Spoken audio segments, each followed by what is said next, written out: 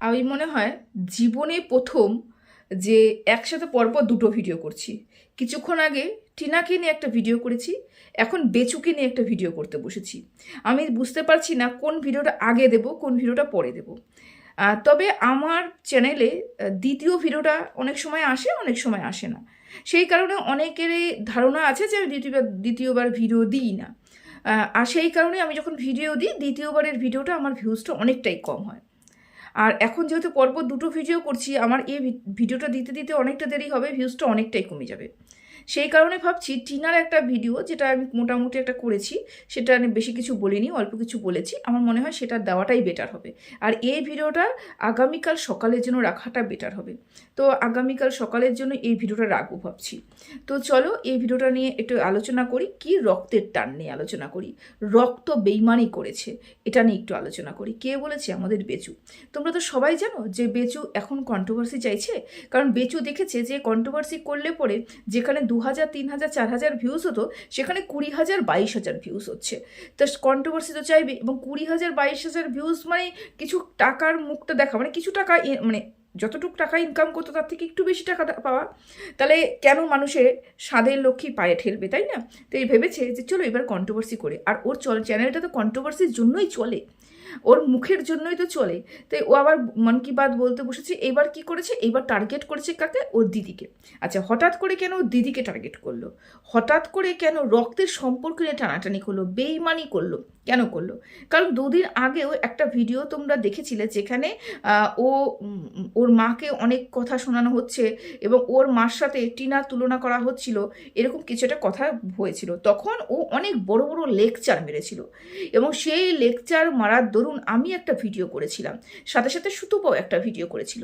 সুতপা একটা ভিডিও করাতে সুতপা সেই পুরনো জোসটাকে তার দিদি কি বলেছিল সেটা তুলে এনে, যে বলে না যে ধুন্দ্রা হুয়া সব কিছু, ইয়াদদাস ধুন্দলা হুয়া, মানে চলে গেছে, মানে মানে কি বলে ওটাকে বাংলাতে কি বলে, আরে বলো না, হিন্দি দেখতে দেখতে ওই হিন্দি হয়ে গেছে সব কিছু।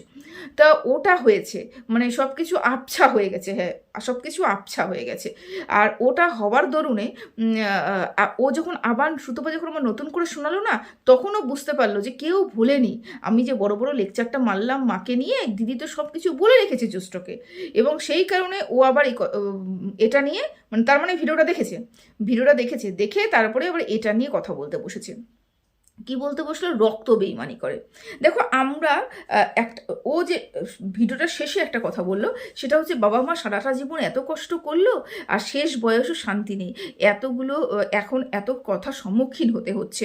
আচ্ছা, এবার বলি, শেষ বয়সে আমি সুখে থাকবো না দুঃখে থাকবো, সে ডিসাইডটা আমাকে এই মুহূর্তে করতে হবে। আমার কর্ম আমাকে ভবিষ্যতে, মানে আমি যদি এখন বর্তমানে যে কর্মটা করি, আমার কেন যে কান চুলকাচ্ছে, বর্তমানে যে আমি কর্মটা করব, সেই কর্মের ফলগুলো কিন্তু আমি ভবিষ্যতে পাবো। আমি এখন যে কাজটা করব, সেই কাজের কিন্তু ফলটা আমি সেই সময় পাবো।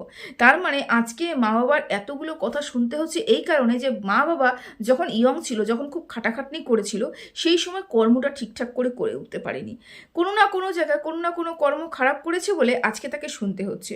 বললো না বেচু যে ঘর শত্রু বিভীষণ, কাকে বললো? দিদিকে বললো। দিদির জন্য মানুষকে এত কথা শুনতে হচ্ছে। আমি বলি কি, দিদির জন্য কথা শুনতে হয়নি।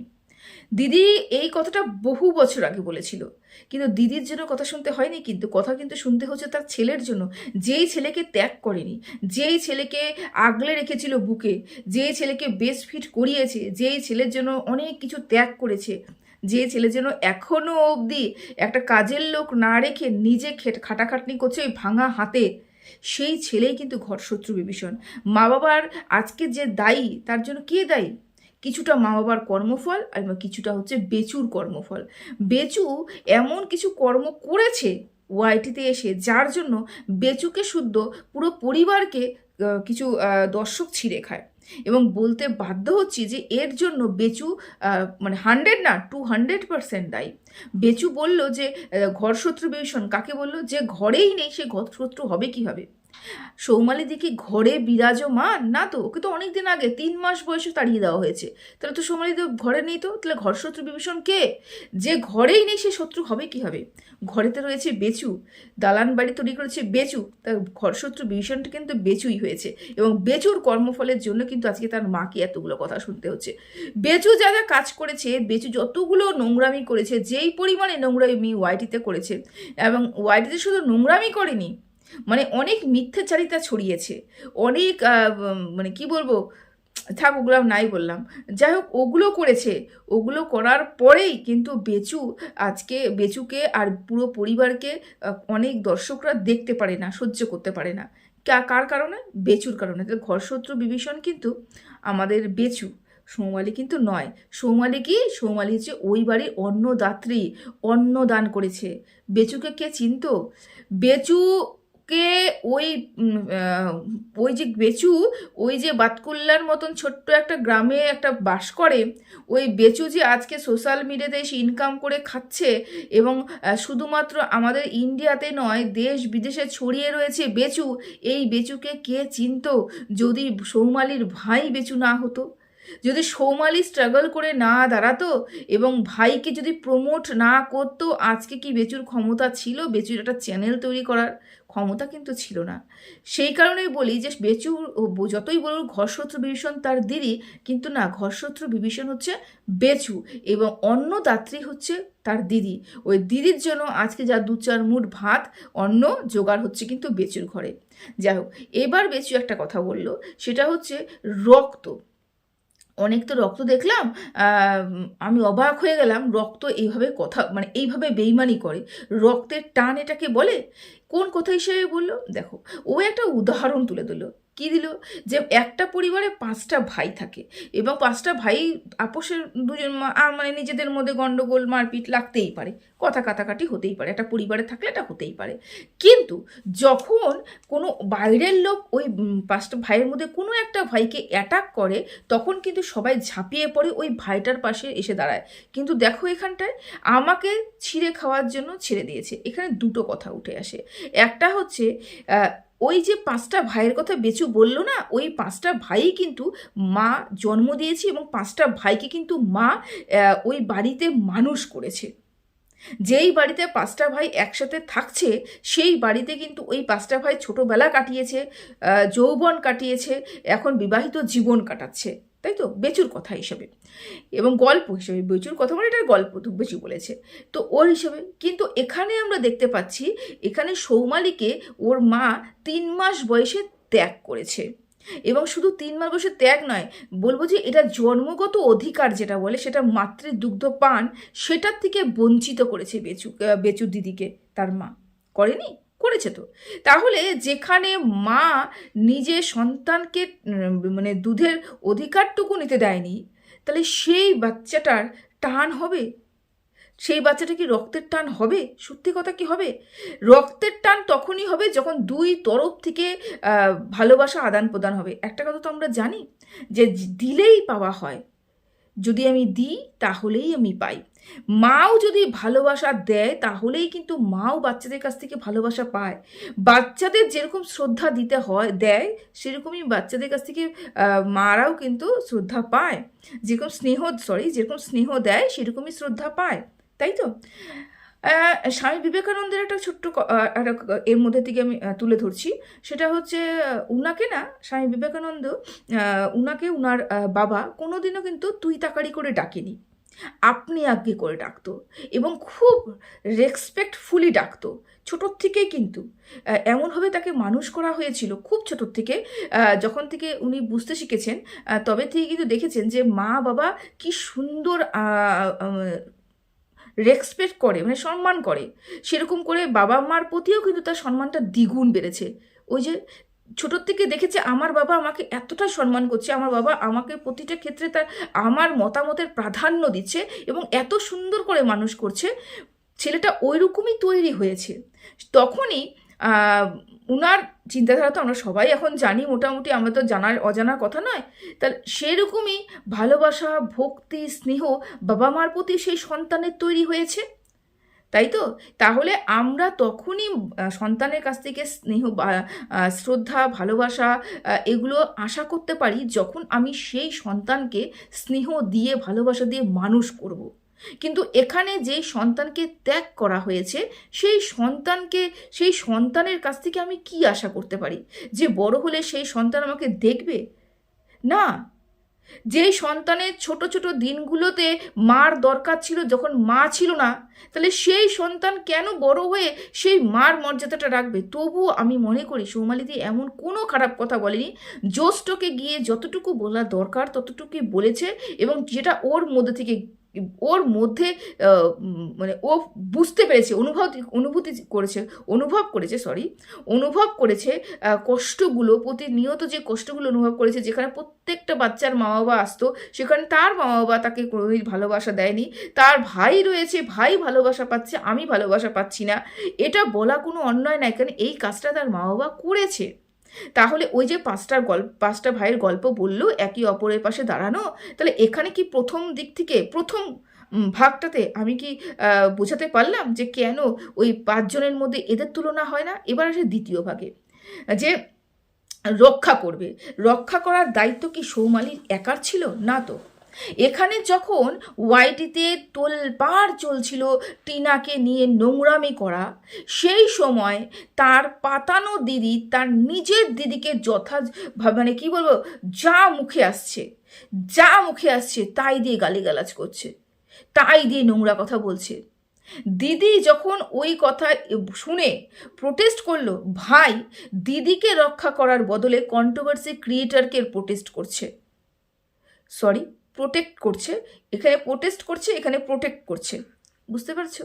মানে এক জায়গায় নিজের দিদিকে জনসম্মুখে এসে নিজের দিদির কাছে প্রশ্ন তোলা হচ্ছে, জনসম্মুখে এসে নিজের দিদিকে নিয়ে নোংরা কথা বলা হচ্ছে। যে নিজের দিদির নোংরা কথা বলছে তাকে পাতানো দিদি বানিয়ে ঘরে আপ্যায়ন করা হচ্ছে। তাহলে সেই 5 ভাইয়ের মধ্যে কি সত্যি সত্যি এই যুক্তিযুক্ত কথাটা কি আমাদের বেচু বলতে পেরেছে? না। 5 ভাইয়ের গল্পের সাথে এই বেচুর কাহিনীর গল্পটা একদমই খাপ খায় না। তার কারণ একটাই, কারণ বেচু নিজের স্বার্থ ছাড়া কিচ্ছু বোঝে না। বেচু নিজের স্বার্থের জন্য সব কিছু করতে পারে। আজকে বললো একে অপরের প্রতি ঝাঁপ দিয়ে পড়া, তাহলে তো এই ঝাঁপটা প্রথমে বেচু দিতে পারতো, যে আমার দিদিকে নিয়ে তোমরা কেউ কোনোদিন কোনো কথা বলবে না, কেউ নোংরামি করবে না, কেউ একটা আওয়াজ তুলবে না। ইভেন বেচু নিজেও একটা আওয়াজ তুলতো না, একটাও কথা বলতো না। তাহলে তো বলতাম যে না, যা হয়েছে দিদির ব্যাপারে। বেচু কিন্তু কোনো রকম মুখ খুলছে না, দিদিকে নিয়ে যে কথা বলছে তার বিরোধিতা করছে বেচু। ইভেন বেচু কিন্তু নিজের দিদির হয়েও দিদির বিরুদ্ধে গিয়েও একটা নোংরা কথা বলছে না। তার মানে দিদিকে রেসপেক্ট করে এবং দিদি বলে মানে। কিন্তু বেচু কি তার সেই মান সম্মানটা রাখেনি তো। আগে ভাইয়ের দরকার ছিল দিদিকে দিদিকে আগলে ধরা, দিদিকে এই কন্ট্রোভার্সি ক্রিয়েটারদের নোংরা কথার মধ্যে থেকে দিদিকে রক্ষা করতে পেরেছি বেচু? না। যখন বেচু নিজেই করতে পারেনি, বেচু আশা করছে কিভাবে ওর দিদি ওকে এসে রক্ষা করবে? এবং দিদি এখানে এসে না বলে না, দিদি আহ্বানেও ছিল না, দিদি বিসর্জনেও নেই। দিদিকে নিয়ে যখন কথা বলা হয়েছে তখনই দিদি এসে দুটো কথা বলেছে, এবং যথাযোগ্য কথা বলেছে। একটা কথাও মিথ্যে কথা বলেনি, যে বলেছে তো তোর পাতানো দিদি তোকে শেষ করবে, এ কথা তো বলেছিল। তারপরে তো দেখলাম পাতানো দিদির সাথে তার নিজের মানে বেচুর কি দহরম মহরম খারাপ সম্পর্ক দেখলাম তো আমরা। তো এটা তো ভবিষ্যৎবাণী তো সোমালি আগেই করে রেখেছিল না। তখন সৌমালির প্রত্যেকটা কথা ভীষণ খারাপ লাগছিল, কেন পাতানো দিদি তার মাথার উপরে উঠে নাচছিল। আচ্ছা, আরেকটা কথা, সেটা হচ্ছে বেচু বলল যে মার সম্পর্কও দেখলাম আর দিদির সম্পর্কও দেখলাম, এগুলো বলে রক্ত বেইমানি করে, এই কথাটা একবার বলল। আবার বলল রক্তের টান। রক্তের টান কোনটাকে বললো? পাঁচ ভাইকে নিয়ে যখন আলোচনা করলো তখন বললো রক্তের টান। আর যখনই বেইমানির কথা উঠলো তখন দিদি এবং তার মার তাহলে কি আমাদের ছোট বাচ্চাটার মাকে নিয়ে কথা বললো, মানে টিনাকে নিয়ে কথা বললো। তবে এখানে একটা কথা বলি, যদি বেচু মনে করে থাকে ওই পাঁচ ভাইয়ের গল্প বলে যদি মনে করে থাকে সত্যি সত্যি রক্তের টান বলে কিছু হয়, তাহলে যদি তার দিদি কোনোদিনও ভুল বুঝবে যে দিদি কত বড় অন্যায় করেছে, ভুল বুঝবে, তাহলে যদি এই কথাটা বেচু বলে থাকে, আমি এই কথাটা বলতে পারি যে তাহলে একদিন টিনারও রক্তের টানের জন্য তার সন্তান তার কাছে পৌঁছবে এবং সন্তান বুঝবে যে বাবা আমার সাথে কত বড় অন্যায় করেছে, বাবা যা করেছে ওটা একটা অন্যায় ছিল। হ্যাঁ, মা সাধু নয়, মা কোনো অন্যায় করেনি তা নয়, কিন্তু মাকে অনেক বেশি সাফার করতে হয়েছে আমার বাবার কারণে। বাবা যদি চাইতো তাহলেই আজকে সংসারটা জোড়া লাগতোই। বাবা যদি চাইতো তাহলে আজকে আমি মা এবং বাবা দুজনের ভালোবাসা পেয়েই আজকে বড় হতাম, মানুষ হতাম। রক্তের টান বলে যদি কিছু থাকে, বেচু যদি এটা আশা করছে তার দিদি এসে কোনো দিন তার মা বাবার কাছে ক্ষমা চাইবে এবং বলবে যে আমার ভুল হয়ে গেছে, ক্ষমা করে দাও, তাহলে এটাও আমার বলা উচিত যে একদিন না একদিন বেচু ও টিনার কাছে ক্ষমা চাইবে। কারণ রক্তের টান, ছেলেও কিন্তু তার টানে, রক্তের টানেই কিন্তু যাবে। রক্ত কথা বলে, তাই না? রক্ত কথা বলে। বেচু যতই আটকে রাখার চেষ্টা করুক না কেন, ছেলে কিন্তু কোনো মতেই ছাড়বে না। এবার আসি তার মার কথা। মানে যেহেতু ছেলে কন্ট্রোভার্সি করতে বসে গেছে, সেটাকে হাওয়া দেওয়ার জন্য মাও কন্ট্রোভার্সি করতে বসে গেছে। মাও ওই বেচুকে নিয়ে, মানে বেচুকে না, মানে কন্ট্রোভার্সি ক্রিয়েটার বলো, তারপর দর্শকরা বলো, সবাইকে নিয়ে মাও কিন্তু বসে পড়েছে যে কি মৌমাছি তাদেরকে ভালোবাসে। মানুষ তো ভালোবাসতে পারলো না, মৌমাছি আমাদেরকে ভালোবাসে। প্রথমত কথা, মানুষকে ভালোবাসতে গেলে পরে মানুষ তোমাকে তখনই ভালোবাসবে যখন তুমি মানুষকে ভালোবাসবে। ভালোবাসা যদি তুমি দাও তাহলেই ভালোবাসা তুমি রিটার্ন পাবে। তুমি যদি মানুষের প্রতি খারাপ ব্যবহার দাও, তুমি খারাপ ব্যবহারটাই রিটার্ন পাবে। তুমি যেরকম দিবে তুমি সেরকমই রিটার্ন পাবে। তাহলে এই সমাজে, মানে তোমাদের চারপাশে যে সমাজ, সেই সমাজে তোমাদের পরিবেশে চারপাশে, সেখানটায় তুমি কারোর সাথে কোনোদিন মিশতেই পারোনি, কাউকে কোনোদিন ভালোবাসা দিতেই পারোনি। সেই কারণে আজকে তোমাদের এসে বলতে হচ্ছে মানুষের কাছে কোনোদিন ভালো হতে পারলাম না। তার কারণ একটাই, তুমি কোনোদিন ভালোবাসা দেওনি এবং কাউকে কোনোদিন নিজের মনে করোনি। যদি নিজের মনে করতে, যদি ভালোবাসা দিতে, তাহলে আজকে তুমি ভালোবাসা পেতে। তুমি তোমার ছেলের প্রত্যেকটা অন্যায়কে সাপোর্ট করেছো, প্রত্যেকটা ভুলকে ভুল বলতে পারোনি, প্রত্যেকটা ভুলকে সঠিক বলে চালিয়েছো বলে আজকে তোমাদের এই দুর্দশা। আজকে যা কথা শুনতে হচ্ছে তোমাদের কর্মর ফল এটা। তুমি চাইলেই অনেক কিছুই হতো, তুমি চাইলেই সংসারটাও বাঁচত, তুমি চাইলেই এই স্বামী স্ত্রীর মধ্যে গন্ডগোলটা আটকাতেই পারতে, কিন্তু না, তুমি কি করেছো বলো তো? ওই ঘি দিয়েছো, আগুনের মধ্যে ঘি দেওয়ার কাজটা করেছো। তারপরেও এসে এখন আবার বলতে বসেছো যে কারোর কাছে তো ভালো হতে পারলাম না, মৌমাছির কাছে ভালো, মৌমাছির কাছে ভালো হয়ে লাভ নেই, মৌমাছি টক করে দিয়ে দেবে। ওরা ভালো মন্দ বোঝে না, ওরা আঘাত পাবে একদম দংশন করবে, আঘাত পাবে দংশন করবে। বুঝতে পারছি? ওরা ভালোবাসা বোঝে না। যারা ভালোবাসা বোঝে তাদেরকে ভালোবাসা দাও, তারপরে দেখো তুমি রিটার্নে কি পাচ্ছ।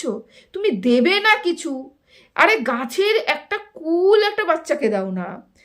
ওই ঝড়ের মধ্যে গাছ থেকে আম পড়ে অন্ধকারে ছাতা নিয়ে, টর্চ নিয়ে আম কুড়াতে চলে যাও রাত্রে 1:30-2টোর সময়। কারণ কি, পরে কালকে সকালবেলা আম পাবে না, কারণ পাড়ার লোক নিয়ে চলে যাবে। গাছের ফল দাও না, যা গাছের ফল পাড়ার লোক নিয়ে যাবে বলে রাত্রে 1:30-2টোর সময় তুমি সেই ফলটা উঠিয়ে নিয়ে আসো। আর তুমি মানুষকে ভালোবাসা দিবে কোথার থেকে?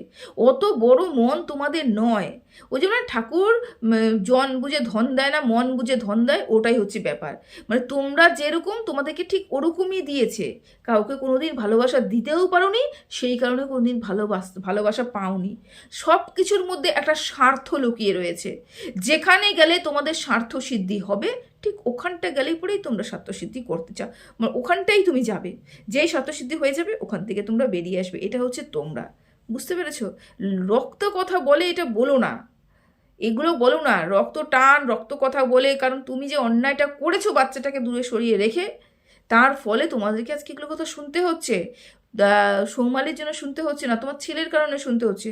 তোমার ছেলে যে কীর্তি করেছে তার দরুনই আজকে তোমাদের এতগুলো কথা শুনতে হচ্ছে।